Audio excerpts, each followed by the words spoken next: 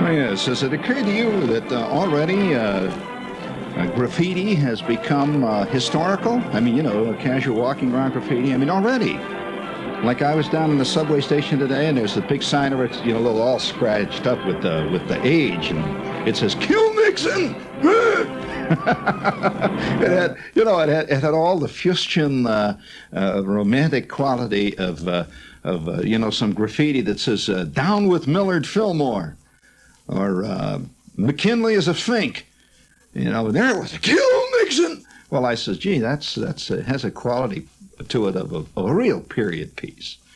It's almost, it has almost a Civil War quality to it already. And then I walked around in the subway station and I began to look at these things. And sure, they're enough, buried deep in thousands of pasted on stickers and ads for various discos and new rock records and stuff. There was this little faint thing that says, "How many kids did you kill today, LBJ?" Remember that one?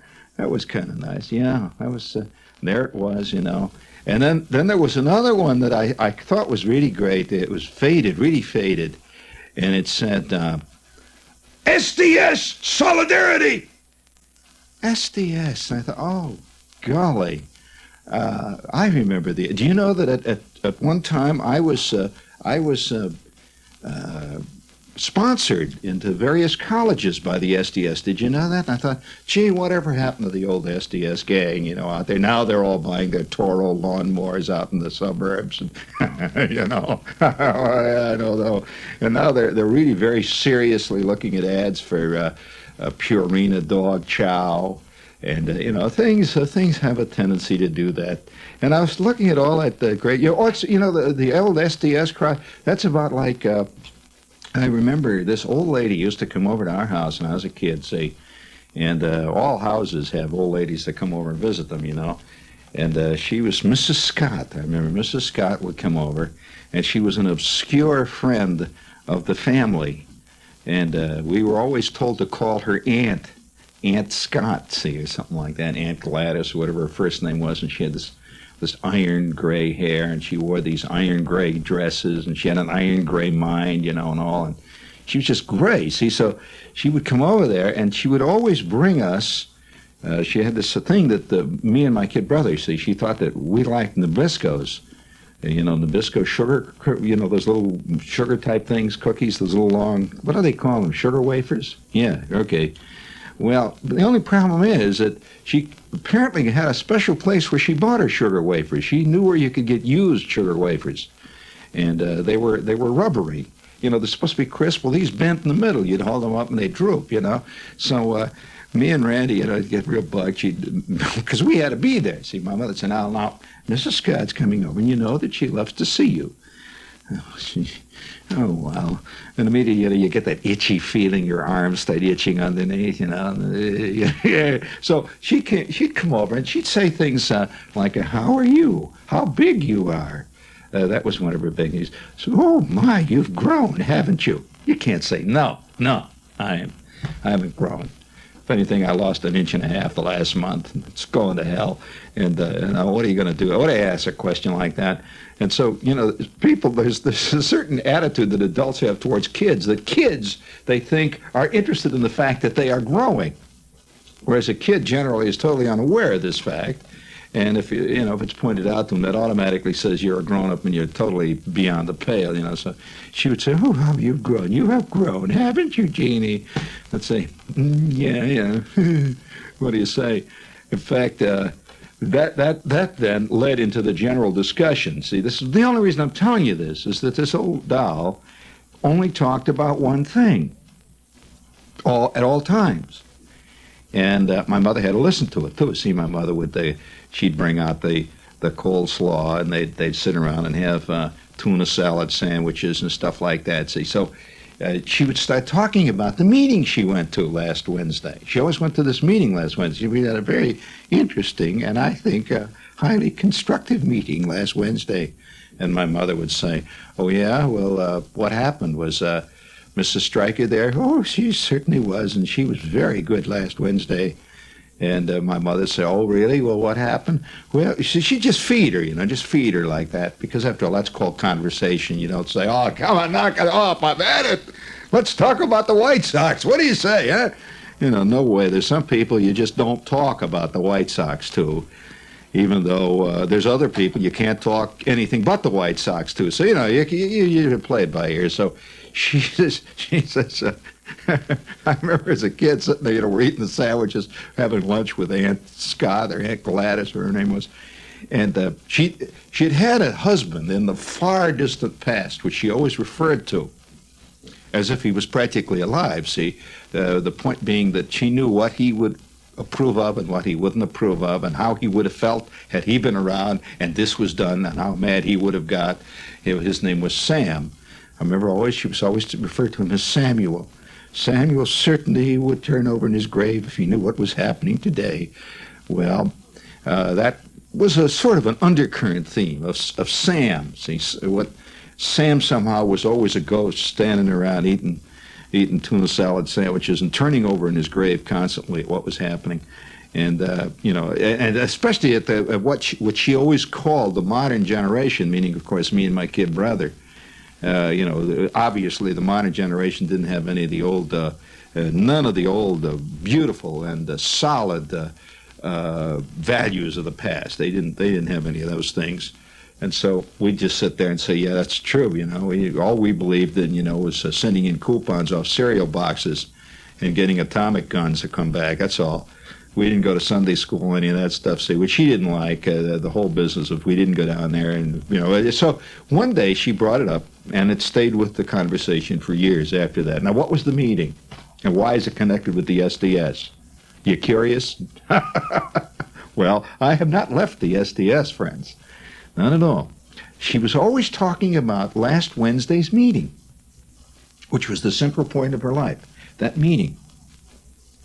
Now, I have no idea what this organization was about, but has anyone ever heard of, anyone alive ever heard of this organization, which she thought was very big, important, and it was very revolutionary? She was always saying, yes, indeed, we've received the newsletter a little early this month, and we had a wonderful discussion last Wednesday about it. And all the clubs all over the country have been in contact with each other about this newsletter, and it's very important. And the name of the outfit was the Townsend Clubs. Have you ever heard of the Townsend Clubs? Well, I never knew anything about this. I was a little kid, see, and she was always talking about going to this meeting of the Townsend Club, which, by the way, at that point was already long since past, remember. It was not a viable thing. The Townsend Club was a thing which apparently was a big deal when she was much younger, but she was sticking to it. And I just imagine, I can see it already now, in 10 years or 20 years, these elderly ex-SDS members will still be going to meetings of the SDS. They'll be wearing their, impeach LBJ buttons. I mean, you just can't escape your history. You really can't. And so I saw this graffiti. It says, "Kill Nixon! How many kids you killed today, LBJ?" Oh, wow. And one of my favorite graffiti scrawled on the 23rd Street subway station downtown is a good one. It's an obscene remark about Barry Goldwater. Now, very obscene. It's somewhat anatomical, and I might add, anatomically impossible, but nevertheless, there it is. Goldwater still lives on the walls. I mean, as a viable, angry thing. In fact, I've looked at graffiti. I know out on Route 22, for example, on Route 6, Route 46, you see a lot of it on Route 31. I was almost killed one day on Route 31 by a guy that went roaring by, practically sideswiped the car, going 117 miles an hour he was going, He roars by. This is on Route 31. And he had a sticker on the back of his car, it says, "Pray for me, I drive on Route 31." It wasn't him you should pray for. It's the other dill dogs that got to drive on the road with that clod. You know? So anyway, I'm a great student of these various little public announcements that people make. Whether they write them on the walls of the subway or not. And do you know that there is a subway station way downtown, down around Houston Street, where if you look carefully, you can find 2 anti-President Eisenhower lines. Yeah, they refer to him as Ike. That's going back. That's kind of that's getting to have historical, let's say, the aura about it of ancient and past history. I have not yet found a Truman one, although on Route 46 the other day, I was behind a very battered old Oldsmobile station wagon. You don't see many Oldsmobile station wagons, and this had a battered, torn, tattered sticker that was on the back of the bumper there, proclaiming that the driver of this car was an egghead, and since he was an egghead, he was totally for Adlai Stevenson. And I kind of, that had a nice panache to it, see? And Adlai Stevenson. But he didn't go out and buy it on the trivia market. This was obviously a working Adlai Stevenson poster. He's still hanging in there. I'll tell you another one out in Philadelphia one day, here a couple of months back. I'm walking around Philadelphia, and there was one on Walnut Street that was up around 17th. It was written on the bottom of a building, and it was a pro-Senator Joseph McCarthy scrawl.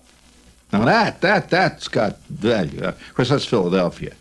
Time stands still in Philadelphia. That could have been written a week before I went past. Those guys there, they're still living in the days when the Phillies won the pennant. They still talk about that. 1950, the Whiz Kids. He is one of my favorite people. I mean, as a person. Now, I never talked about Peter Linnaeus. Now, everybody's going to say, oh, yes, he and his wife had this nice program on the radio. That's not what I'm talking about. Nothing to do with the show, because that was a whole different ballgame.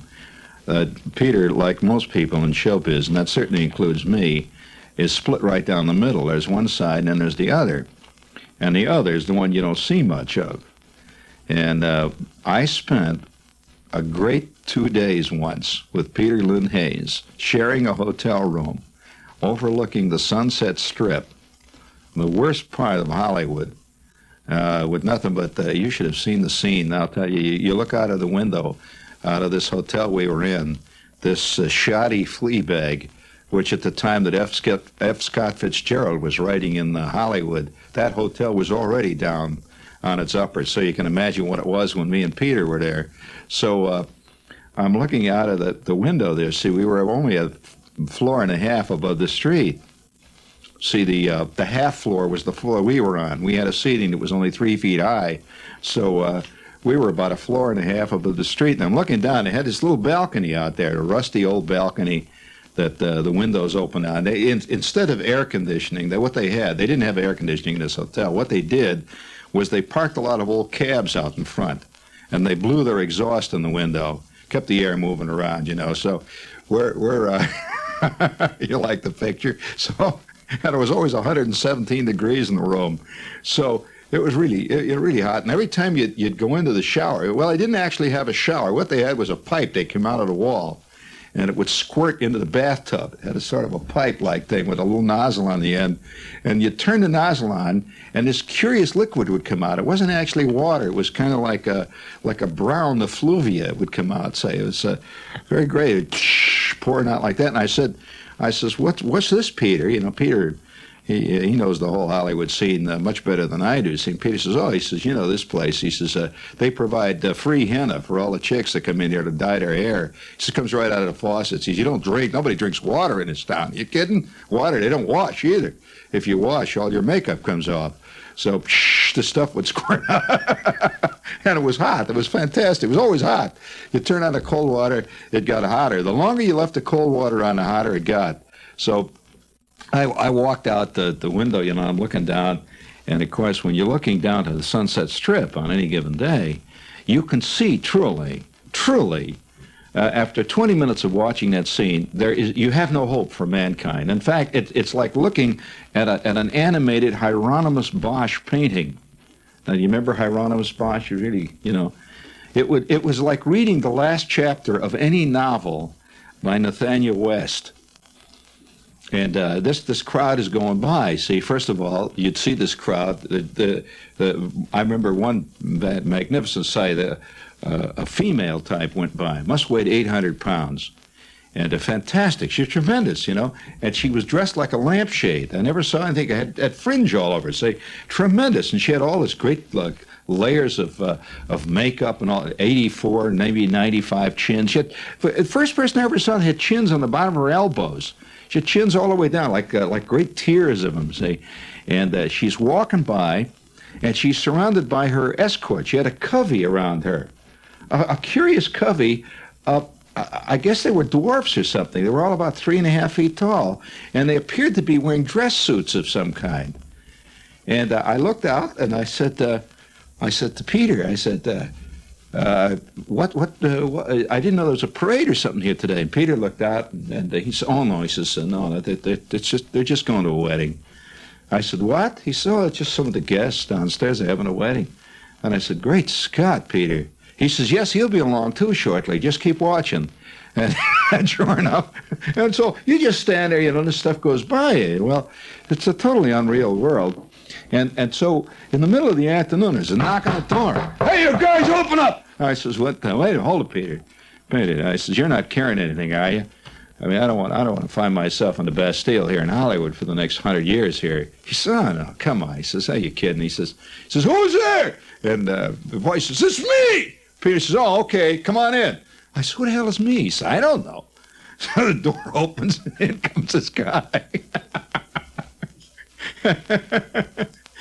You want to hear the rest of the story? Here comes this guy, see, and he says, "Hey, Peter!" And Peter says, "Oh, it's Irving." And at that point, they had this great scene where it's mandatory in Hollywood, where you clasp each other, see. You just grab each other. He goes, "Oh," and Peter grabs him. He grabs Peter, see, and it's like old buddies, see. And at that point, he says, "Can I use your John?" And Peter says, "Sure." He says, "I just gone by. I needed John." And at that point, he runs into the John, say. And I said to Peter, I says, "Who is he?" Peter says, "I don't know." He says, "I think his name is Irving." I says, "Well, the way you greeted him." He says, "Wait, anytime you don't know anybody in this town, you just grab him and say, 'How are you, Irving?'" He says, "You'll be, 5 times out of 7, you'll be right." So the guy comes back out of the judge. Yeah, he comes back out. He's wearing a linen suit, the kind of suit that Sidney Greenstreet always wore. He comes out with this linen suit, and he had ketchup all over it. And he comes, I think it was ketchup, either that or somebody stabbed him, and he didn't know it. So he comes walking out of the John. He says, "Oh, boy," he says, "I'm glad you guys have moved in." He said, now I know what is another John. So he runs out and he goes. That was it. I said, "Peter, what is this?" He says, "Well, there's certain guys in this town who don't have any place to live or anything. They work out of phone booths." And he says, "And the most important part of their life is knowing where there's a John. It's not easy when you don't have a place to go. You have certain things you got to do, see." So he says, he'll be in and now watch, he's going to be in and out every 5 minutes. Now he's discovered another John. So out he goes, see. Well, about 10 minutes later, I'm watching the scene. Now, don't ask me why I was in this hotel room with Peter for all this time. We were working on a project. We had a thing we were doing, see. So at that point, another knock, see, this time. It's a friend of Peter's this time. It's a legit, see. Knock on the door. Peter says, "Yeah, who's there?" At that, the voice says, "Hey, it's me, Pat." He says, "Okay, come on in, Pat." And at that point, in comes Pat Buttram. You remember Pat Buttram? You ever hear of him? Oh, sure, come on. Pat Buttram. Well, that began one of the most surreal afternoons I think I've ever spent in my life. Pat Buttram comes in, see. And he's got a shirt that's open, and he's looking very Hollywood. He's a very, very Hollywood type. He's got his Maxwell or his Ferrari or whatever the hell he was driving parked down in front, see. And he comes in there, and under his arm, he's got this great big load of stuff, which he throws down on the bed. He says, "How about this, you guys? How about that?" He talks like this. He says, "How do you like that, you guys?" Oh, man, I really hit the jackpot. And I look at the stuff he's got all over the bed there, see, and it's spilling off on the floor. It's spilling over on the other bed, and some are flying out the window, see. I said, what the heck? What's this? He said, oh, man. He said, look at that. I really hit the jackpot. Well, it turns out that Pat Buttram collects sheet music. You know, ancient sheet music, you know, you've seen these things hanging up. But he collects all stuff that never made it. So he never collects stuff like, you know, the original copy of Red Sails in the Sunset. He doesn't have any of that stuff, you know. He's got things like Johnny Shot a Zero today.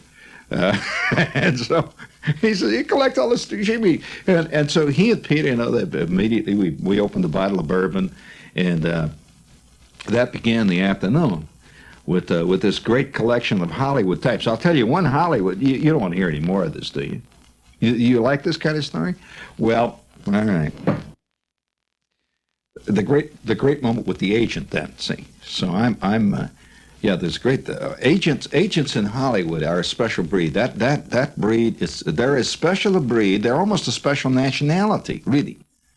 The agent, he's a nationality. He's like he speaks a language of his own. They even have their own language, like all good nationalities. And the agent in Hollywood is not quite like the agent in New York. And this particular agent that came in was a classic agent, see. Really classic. He wears a broadcloth black suit, and he must have been, maybe 300-400 years old, at least. But he was preserved. See, there's a certain thing about the Hollywood guys. What I think happens in their mid-70s, there's a place they go to where they remove the blood, and they put embalming fluid in. And at that point, then they repair everything on them. See, what they do is trim off knobs on their ears, you know, and they clean them all up. And they're ageless. They're preserved. There's a curious hawk-like quality they get too. See, their eyes sort of look sunken and feverish. It's a quality of feverishness to them. See, so this is an old veteran agent. And he comes in and he says, he slaps Peter on the back, you know, and he's got this black suit, elegant string tie. And he's with a showgirl. Oh, see, the thing about agents in Hollywood is that you're never found with any girl who's over the age of 13. You know, that's your girl. See, so he's with this unbelievable. Oh, wow! Came in there. I tell you, the wallpaper started to bubble, you know, on the wall there, and he says, "Oh, you know Diana?" And of course, everybody knows Diana. You know, there's 12 million of those in Hollywood. She's what they call an archetypical Diana. So, yeah, how are you, Diana? Hello, Diana. Yeah, I saw you at Peter's out there. Yeah, you were sure, you were at Stan's party. Yeah, you know. So we were sitting down there surrounded by Pat Buttram's 1922 sheet music. It was a strange afternoon, drinking bourbon, and the water keeps dripping down like that. And the agent looks at me, and he goes like this. He puts his hands around, like making a frame with his hands. You've seen the directors do that. He said, hey, wait a minute. He said, what did you say your name was? I says, Shepard, Gene Shepard. I'm from New York. He said, yeah, I heard the name. I know what you do. Oh, yeah, I heard the name. You're a real funny guy. Wait, hold a minute there. He's putting his hands up like that. See what I'm saying? He says, Edmund O'Brien. You know, Edmund O'Brien. He should come to the office. I says, wait a minute. I said, hey, Peter, what's with this guy? He says, humor him. Go ahead, humor him. So I go down the stairs with the guy, and we run down the street, and we go up to the guy's office. And he's got this office that's made entirely out of bamboo. It's right out of, it's out of the Theta Bara age. I mean, seriously, Hollywood is a time machine. It's like Jules Verne. You can walk down one block and turn left. In 1 minute, you're in the middle of the whole, contemporary rock culture. Turn left, and you're right there with Ginger Rogers. You walk down another block, and it goes backwards. The next thing you know, you're with Dustin Farnham. If you go far enough, apparently you're going to walk all the way back to Marie Antoinette if you keep going, see? And they're all there and living and working. It's what scares you. So I go into this guy's office, and what has he got? He's got pictures all over the wall, see? And he says, sit down. He says, I want my girl to see you. I want my girl to see you. He says, you know, you're just the type we're looking for. Well, I'm talking over to, I had a call today from Sam over 20th Century. He's looking for your type. Now, hold on a minute. I'm going to have you on the phone. We're going to get you over there in 5 minutes. Now, hold on. He keeps doing with a hand, see, making frames. See, he can see me from different angles, see. So at that point, I'm telling you the truth, friends. I'm not making it up. So at that point, he says, hold it there. He says, I'm going to get my girl. And he runs back into the next room. Now, his room had beaded things hanging down. You know, you see Theta Barasi fans. They had the peacocks strolling around the floor there. And there was incense burning in the place. See? Well, I'm looking at the pictures, and here are these pictures. I can't believe it. Pictures of all these old movie stars, see? Well, he comes back in. I says, say, that's a great collection you've got here. A terrific collection of pictures. He said, yeah, he said, they're all my clients. He's there, Paula Negri. You know, that's the kind of... I said, oh, my God, I'm with Paula Negri's agent. He said, Richard Barthelmess over there, you see? And yeah, let me tell you this. He says, Dick Ferran was in this afternoon. And he said, I said, oh, my God. Let me out of here, you know. And the next thing, I could see myself in Balm Forever with Paula Negri and with Dick Ferran. With the second banana to Charlie Chase. And so at that point, I says, listen, I says, is your girl, yeah, she's on the phone. She's talking to 20th Century. We're working out a deal already for you. I says, no, wait a minute. You're working out a deal? Yeah, working out a deal. I says, just a minute, Irving. I says, just a minute. By the way, Irving is the all-purpose agent name in Hollywood. I said, just a minute, Irv. I'll be right back. So I rushed out down the stairs, and I get out there, and the sun hits me. See, oh, whew. You know, and I look down the street, and sure enough, there's McDonald's. Life is still going on. You know, there's McDonald's down there. There's the Hindu Indian health nut burger place down the street. You know, all the normal places that I'm used to. You know, so I walk on down Sunset Strip there, and I get back to our hotel. In the meantime, the whole crowd is in there. You know, the whole Pat Buttram has left. There's an entirely new crowd has gone through there. I walk into the crowd, and there's the fat one. The fat one has drifted up into our room. She's with her dwarf, see? And they're all running around. I take a look in there, and here's Peter sitting on the bed. See, he's got this funny look, and he's looking over at me. He says, I says, Peter, he gives me the note, get out before it's too late. See?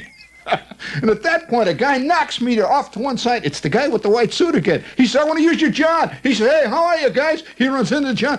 Oh, boy, what an afternoon. Hollywood, Hollywood, Hollywood. Oh, madness, madness, all is madness. However, we do have a note here that I must say that we're going to see it again. Every spring we get this.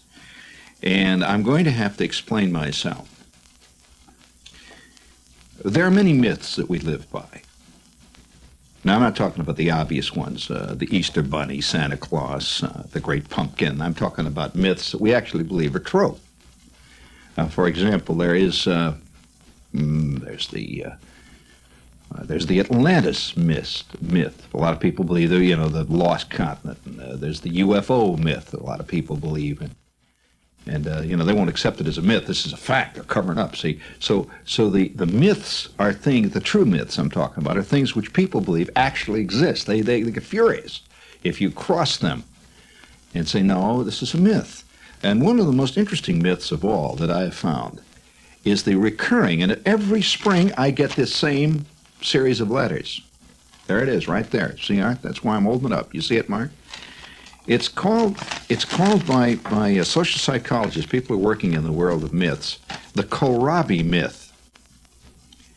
That people have, the actual date can be pinpointed, October 17th, 1895, and the city was in Baltimore, where the Kohlrabi myth began. Now, what is the Kohlrabi myth? Many people believe there is a vegetable called kohlrabi. Probably you do, Art. No, Art doesn't believe any of that. I was wrong. I shouldn't have out of it. Art doesn't believe anything, so I shouldn't have asked Art that. But Mark, you probably do. You believe there is a vegetable called kohlrabi, don't you? Have you ever heard of it? You've never heard of kohlrabi? Well, all right, then that's part of the myth, too. There's a lot of people who've never heard of turnips either. So in New York, it tends to be a little parochial. But nevertheless, okra. Most guys in New York know what the hell okra is. I think it's a new rock group, okra. Okra and ham gravy. It's a great group. But kohlrabi, which is commonly spelled Kohlrabi, Kohlrabi, by those who believe in it, Kohlrabi, began in 1895. How it began was there was a guy who sold wholesale groceries and vegetables and stuff in Baltimore. A guy named Augustus Kohlrabi, which is a German name, Kohlrabi. He spelled it with a Y. Later it became an I for some curious reason. But Augustus Kohlrabi he had this whole warehouse, which he bought in 1895, an entire warehouse of a kind of white turnip. Well, now you know that people don't break down the door to buy turnips, do they? I mean, you don't see long lines of turnip freaks standing there, waiting for the turnip crop to come in. No way, see, but poor old Kohlrabi, he made a mistake, and he went out and he was talked into a flim-flam deal, and he bought a whole damn warehouse full of turnips, see, which he could not pass off for hell or high water. And it was getting late in the year, and it was costing him dough to keep in the warehouse. And so at that point, people started to refer to these vegetables he had down there. See, they used to call it Kohlrabi's folly. Kohlrabi's folly. He made a bad buy. Here they were. And so Kohlrabi began to himself, he passed out a rumor around town that he was the only man who had this rare vegetable called a Kohlrabi. And he sold it in a sense on the premise of its exotic rarity, like avocados. You know who Jose Avocado was? You don't know. Did you know that the avocado was named after a specific guy? Jose Pedro Avocado from Mexico City, Mexico. Right. So Kohlrabi began to sell it, and overnight this thing became a fantastic success. People came down there to buy Kohlrabis because it was an inside thing to have, like caviar or something. And slowly into the language grew this phrase that there was a Kohlrabi. There is no Kohlrabi. There's no Kohlrabi. There's no such thing as a Kohlrabi. But now watch. By tomorrow morning, I will get 7,000 letters clipped out of seed catalogs, pictures saying, "Here, Shepherd, you dumb klutz, here's a Kohlrabi." I'm sorry, they are also part of the mythological world. It's to their advantage to promote the idea that there's a Kohlrabi. You get, by the way, more for Kohlrabi seeds than you do for white turnip seeds. Right, friends? Now, this myth has persisted. I will get letters now. I will get letters from the Kohlrabi Growers Association demanding an on-the-air apology. Yes, I do apologize in advance, fellas, for blowing your cover. Because you probably believe there's Kohlrabis too. See, the Kohlrabi thing has gotten so deeply involved in our time that there has, in effect, become a Kohlrabi. You see what I'm saying? A myth can become so big and part of people's lives that it actually then is a reality. But there is no Kohlrabi. Sorry, Virginia, there is no Kohlrabi. Listen, it's more than music. WBJC, Baltimore, the radio station of the Community College of Baltimore. Music to relax with, as together we end our day.